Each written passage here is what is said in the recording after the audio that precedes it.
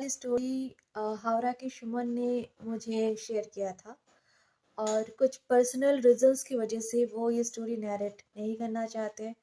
तो सुमन के बिहाफ में आज ये स्टोरी मैं नैरेट करने वाली हूँ आपको। और साथ में एक छोटा सा डिस्क्लेमर ये भी है कि due to some privacy reasons मैं उस रिजॉर्ट का नाम आपके सामने डिक्लेयर नहीं करूँगी। एंड सेकेंड थिंग, अगर आपको डर लगता है भूतों से तो प्लीज स्टे।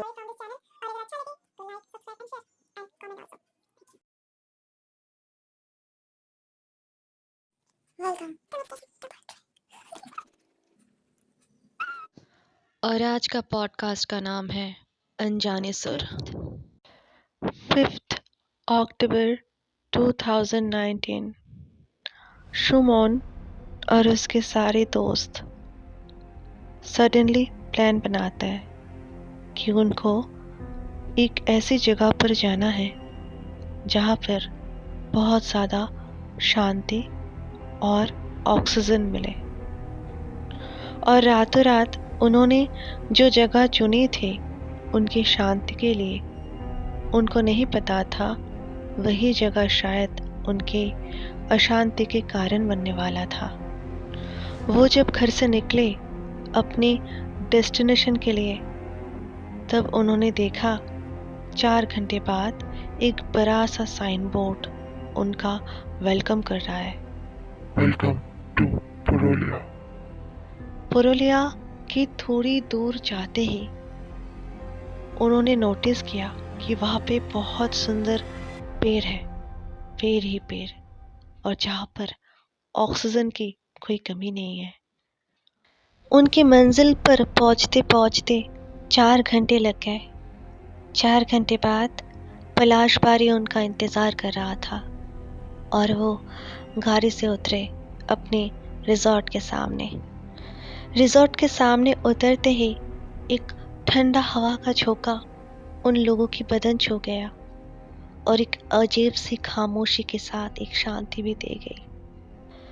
तब उनको कहाँ पता था कि ये शांति और ये खामोशी बस कुछ पल की है और ये खामोशी बहुत लंबी होने वाली है।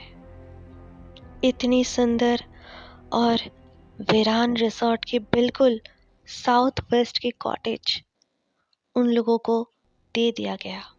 साउथ वेस्ट की तरफ 2 कॉटेज थे। एक कॉटेज में सुमन और उसका दोस्त नवीन रहेगा और दूसरे कॉटेज में ऋत्विक और नितेश। सुमन और नवीन जब अपने कॉटेज के डोर ओपन किया तो वो हक्का बक्का रह गए दोनों, क्योंकि उनके बेडशीट पंखों से लटका हुआ था। तो सुमन और नवीन ने गुस्से में आकर मैनेजर के साथ झगड़ा किया। आप लोगों को तमीज नहीं है? आप लोगों को पता है कि आप लोगों के गेस्ट आने वाले हैं, फिर रूम साफ कैसे नहीं हुआ? ऊपर से पता नहीं कितनी गंदी स्मेल आ रही है रूम में से। आप लोग रूम साफ नहीं करते? मैनेजर ने उनकी बातों का कोई जवाब नहीं देकर बस इतना कहा, सॉरी सर, रात को हम रूम सर्विस नहीं देते। अब सुमन और कुछ कहने ही जा रहा था मैनेजर को, तो नवीन ने रोक दिया सुमन को और कहा, चल यार, वैसे भी बहुत टायर्ड है, इनसे ज़्यादा झगड़ा करेंगे तो और एनर्जी वेस्ट हो जाएगी, कल बात करते हैं। फिर वो चल रहे हैं अपने रूम की तरफ। अचानक से उनको लगा जैसे कोई उनके पास में आकर ऐसे बोल रहा है। इतना दिन लगेगा? ये सुनकर सुमन थोड़ा सा डर गया।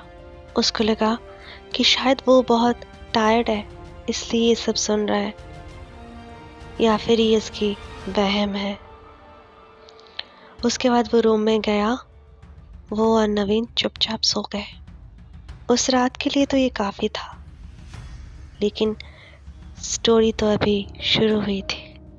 अगले सुबह जब नवीन और सुमन उठे तो उन्होंने देखा कि उनकी जो कबर्ड है, कबर्ड में से सारे कपड़े बिखरे पड़े हुए हैं, फैले हुए हैं इधर उधर। बिखरे हुए कपड़े देखकर दोनों को बहुत अजीब लगा। उनके पास सवाल तो थे, लेकिन जवाब नहीं। अचानक से नीतीश की आवाज आई बाहर से कि चल ब्रेकफास्ट करके आते हैं, बहुत टाइम हो गया। दरवाजा खोलने के बाद नीतीश दरवाजे के उस पर खड़ा तो था, लेकिन उसके होठों पर एक अजीब स्माइल थी। फिर तीनों साथ मिलकर रेस्टोरेंट में ब्रेकफास्ट करने गए। फिर अचानक से नवीन ने पूछा, ऋत्विक कहाँ है? तो नीतीश ने कहा, वो तो फ्रेश होने गया है, आता ही होगा। फिर सुमन ने ऋत्विक को कॉल किया। कॉल तो उठाया, लेकिन आवाज किसी और की थी, जैसे मानो कोई बिड़बिड़ा रहा हो। करीब 1 मिनट बाद फोन के उस पार से ऋत्विक की आवाज आई, हेलो। तो सुमन ने पूछा, तू कहाँ था? फोन उठाने में इतनी देर कैसे हो गई? और फोन किसने उठाया था?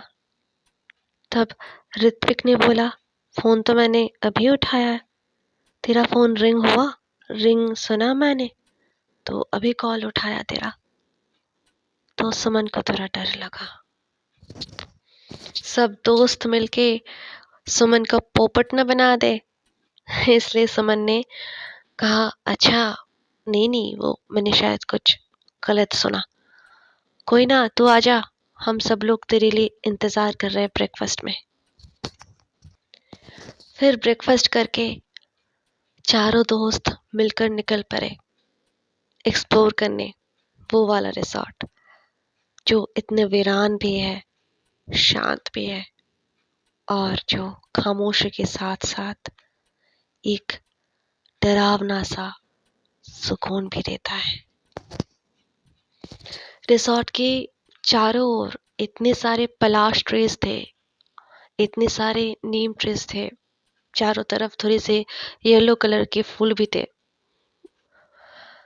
वो देखकर जैसे ऐसा लगा उन लोगों को, यार स्वर्ग में आ गए यार, इतनी सुंदर जगह कभी नहीं देखी मैंने, इतनी शांति। वो जगह जैसे उनको कोई गाना सुना रहा हो, जैसे हवाओं में भी कोई गाना बजा रहा हो, इतना सुकून लग रहा था उन लोगों को। फिर घूमकर वो 1 बजे अपने अपने रूम पर लौट गए।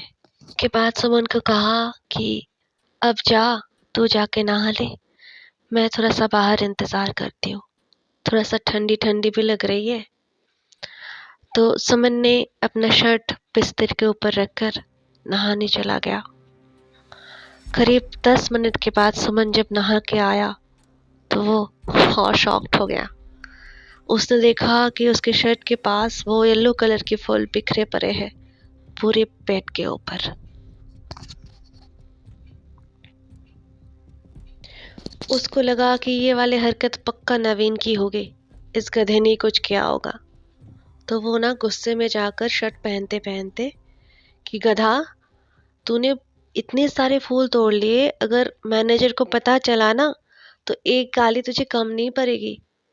तब नवीन ने बोला, कौन सा फूल, कहाँ का फूल, किसका फूल, do you think I am fool? Suman ने बोला, देख नवीन, इस बात पे मजाक मत कर, ठीक है, इस बात पे कोई मजाक मत कर, क्योंकि ये वाली हरकत है ना, तूने सही नहीं किया। तो नवीन ने बोला, देख भाई, सच बता रही हूँ, मैंने एटलीस्ट गार्डन से कोई फूल नहीं उठाए है, तो शायद रूम सर्विस वालों ने देकर गया होगा ये वाला फूल। तो सुमन ने बोला, तूने किसी को आते हुए देखा है? नवीन ने कहा, नहीं। तो फिर कोई कैसे ही रख के जा सकता है फूल? तो नवीन ने कहा, शायद गया होगा, मैंने शायद नोटिस नहीं किया होगा, शायद ये उनका वेलकम का तरीका है, हमें नहीं पता होगा। छोड़ना यार, फूल ही तो थे, तू क्यों इतना टेंशन ले रहा है? सुमन ने भी वही सोचा कि कि हाँ यार फूल ही तो थे, इट्स ओके, कोई ना। फिर अचानक से उनकी नज़र पड़ी ऋत्विक और नितेश पे, जो भागते भागते उनकी तरफ आ रहा था।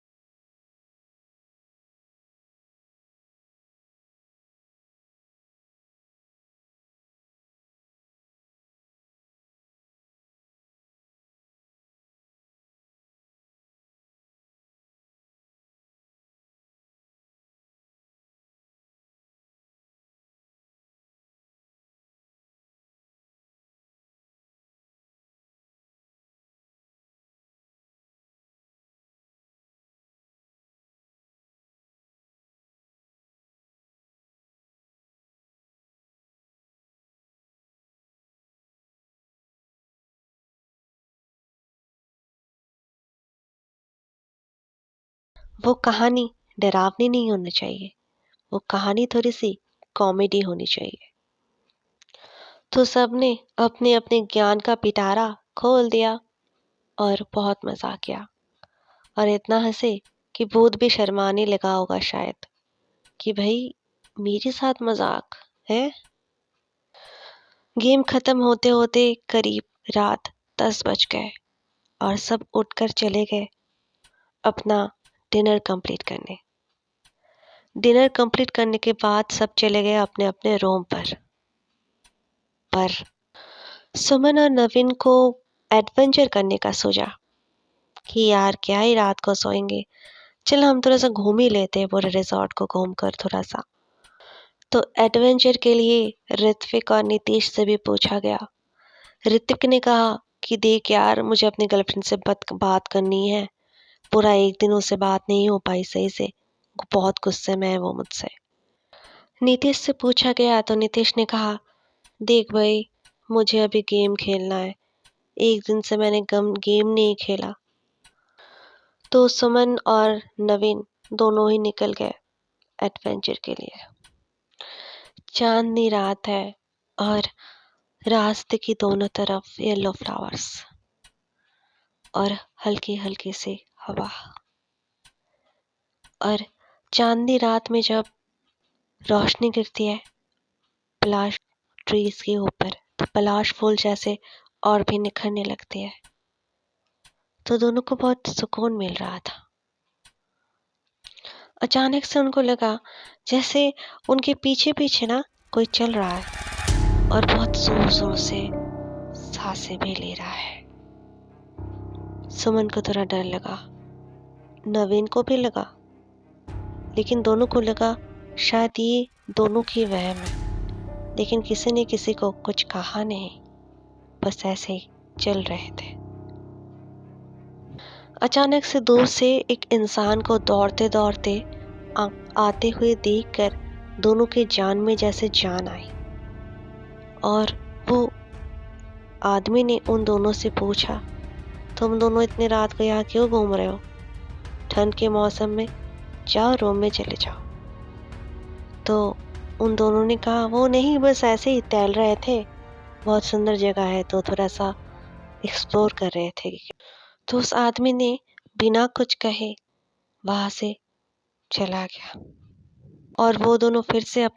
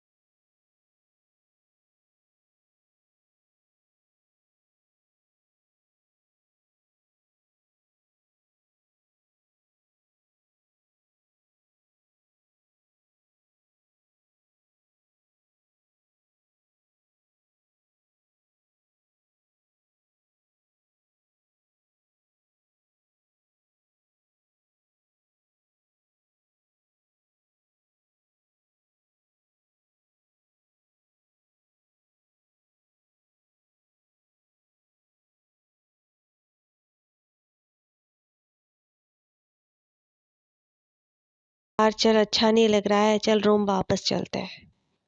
तो सुमन और ऋत्विक कॉटेज वापस आ जाता है। लेकिन तब सुमन को याद आता है कि नवीन लापता है। फिर नवीन कहाँ गया?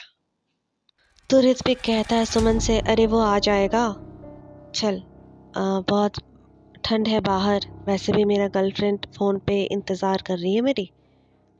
तो सुमन कहता है, नहीं यार, नवीन को छोड़कर मैं नहीं जाऊंगी, वरना वो बेचारा परेशान हो जाएगा। तो ऋत्विक और सुमन जब नवीन को ढूंढने के लिए निकले आसपास, तो वो मिला ही नहीं। तो ऋत्विक और सुमन वापस आ गए कॉटेज पर।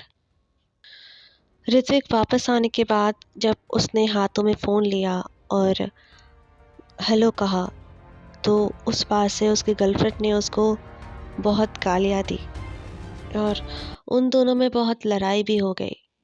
तो ऋत्विक को ये समझ नहीं आया कि उसकी गर्लफ्रेंड ने उसको गालियाँ ही क्यों दी और झगड़ा ही किस बात पे हो रही है।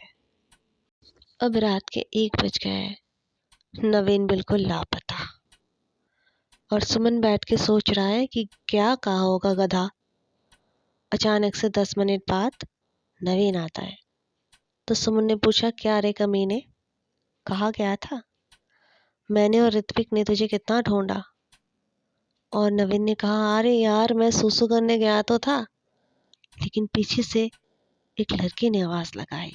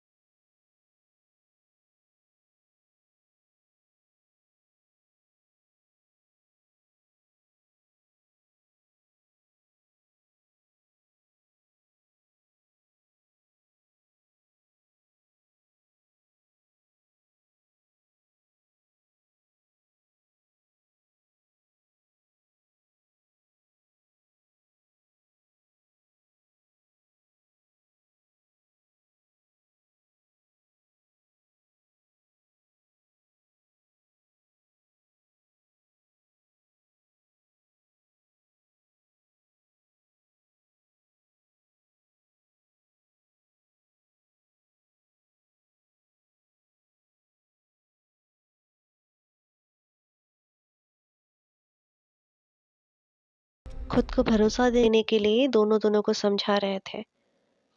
ऐसा कुछ नहीं होता, ऐसा कुछ हो ही नहीं सकता, क्योंकि ऐसा कुछ होने के लिए ऐसा कुछ होना पड़ता है। लेकिन ऐसा कुछ कुछ नहीं हो सकता क्योंकि ऐसा कुछ है ही नहीं। और इसी कुछ कुछ के चक्कर में उनको शायद कुछ दिख गया।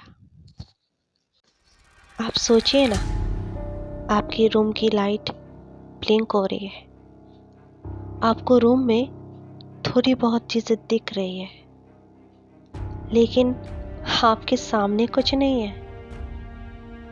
लेकिन आपके रूम में रखा ड्रेसिंग टेबल के आईने में आपने देखा कि ऑपोजिट साइड में रखी हुई कबर्ड के ऊपर कोई ऐसे बैठा हुआ है। और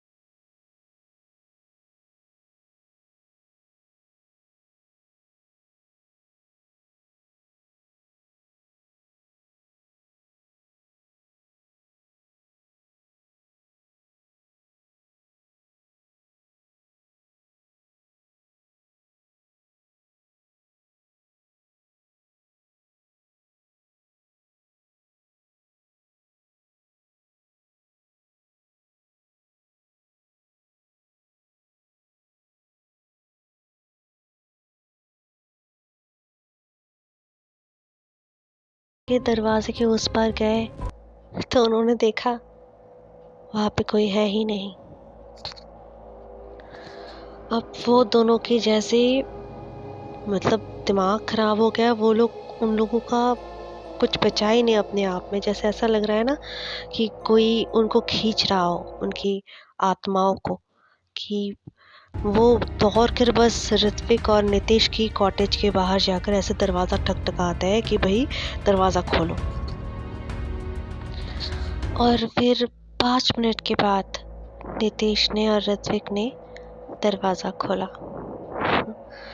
लेकिन दरवाज़ा खोलने के बाद उन दोनों को देखकर सुमन और नवीन दोनों समझ गए कि गड़बड़ तो यहाँ भी हुई है कुछ। लेकिन उस रात को सब ने एक दूसरे के साथ कुछ शेयर नहीं किया। सब ने कहा यार एक काम करते, चल सब ना आज एक साथ सो जाते हैं। वो क्या है ना, तुम लोगों के बिना ना आजकल दिल नहीं लग रहा है। मतलब एक साथ आए हैं ना, एक साथ नहीं रहेंगे तो क्या क्या ही मज़ा करेंगे हम लोग, है ना। तो एक साथ रहते हैं आज। तो चारों जैसे बहुत जल्दी मान गए कि हाँ हाँ एक साथ रह लेते हैं। तो वही वो वाली रात तो कटी है। बस सुबह उन्होंने अपना बैग पैक किया और बस आ गए वापस। कहा नहीं चाहिए ज़िंदगी में सुकून, यहाँ पे कुछ ज़्यादा सुकून मिल रहा है। तो वो लोग निकल गए। उसके बाद जब वो घर पहुँचे तो अ, ऋत्विक की जो गर्लफ्रेंड है वो ऋत्विक से मिलने आई और वो कह रही थी कि ये क्या क्या मज़ाक था। मैं तुमसे एक इतनी इम्पोर्टेंट टॉपिक पे बात कर रही थी उस दिन और तुम अचानक से पता नहीं क्या बोल रहे हो। मैं बार-बार बोल रही हूँ कि क्या बोल रहे हो? ठीक से कहो, ठीक से कहो। तुम क्या बोल रहे थे? तो ऋतिक को ना थोड़ा शॉक लगा। उसने कहा मैंने तो कुछ कहा ही नहीं। सुमन ने जब चिल्लाया था तो मैं तो वहाँ दौड़ के गई थी। तो उसकी गर्लफ्रेंड ने कहा कि तुम फ़ोन पे बिड़बिड़ा के कुछ बोल रहे थे मुझे और वो किसी फीमेल की आवाज़ थी। उसके बाद सब बस एक दूसरे को देख रहे थे और उनके पास कुछ बचा नहीं कहने को। तो सब समझ गए कि सबके साथ कुछ ना कुछ हुआ ही है। और बाद में जब उन्होंने पता किया तो वहाँ पे पता चला कि जिस कॉटेज में वो रह रहे थे, जो दोनों कॉटेज था, उसमें एक कॉटेज में शायद कोई लड़का और लड़की रहने गए थे। वहाँ पे जो लड़का था उसने उसको मार दिया गया था। तो मारकर कबर्ड में रखा गया था छुपाकर। और जो लड़की थी जब उसने देखा आकर बाद में तो उसने पंखे पे ना वो बेडशीट लटका कर वो सुसाइड कर लिया था उसने। आई होप आप सबको आज की स्टोरी बहुत अच्छी लगी होगी और अगर अच्छी लगे तो please like subscribe and share and comment, क्योंकि मैं इतनी जल्दी बुरा नहीं मानती।